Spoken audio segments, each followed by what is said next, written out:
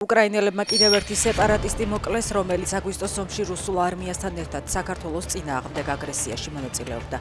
სად და რა ვითარებაში მოკვდა 47 წლის ანდრეი მარგიევი უცნობია.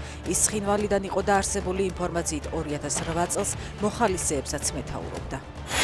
სააკაშვილის პრეზიდენტობის დროს სამხრეთ ოსეთის საქართველოს მხრიდან ნამდვილ სახელმწიფო ტერორიზმს განიცდიდა. აცხადებს ცხინვალის საოკუპაციო რეჟიმის ეგრეთ წოდებული საგარეო საქმეთა მინისტრი. აღსარჯიოებმა ამ პოლიტიკის მაგალითად სამხრეთ ოსეთის დროებითი ადმინისტრაციის შექმნა მოიყვანა. ოცნებამ ეს ადმინისტრაცია რამდენიმე დღის წინ გააუქმა. საქართველოში ფუნქციონირებს ირანული შიიტური ალ-მუსტაფას საერთაშორისო უნივერსიტეტი, რომელიც ჯაშუშურის საქმიანობისა და ექსტრემიზმის პროპაგანდისთვის ამერიკისა და კანადის მიერაა სანქცირებული. რადიო თავისუფლების ინფორმაციით სასწავლებელს არ აქვს განათლების სამინისტროს აკრედიტაცია, თუმცა 15 წელია თანამშრომლობს ხელისუფლების წარმომადგენლებთან და სასულიერო პირებთან.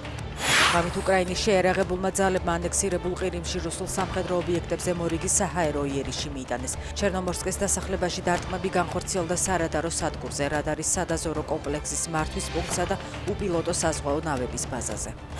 91 წლის ასაკში ფრანგული კინოს ლეგენდა ბრიჯიტ ბარდო გარდაიცვალა. ინფორმაცია მისმა ფონდმა დღეს გაავრცელა. ბარდომ მსოფლიო აღიარება 1956 წელს ფილმით „და ღმერთმა შექმნა ქალი“ მონაწილეობის შემდეგ მოიპოვა.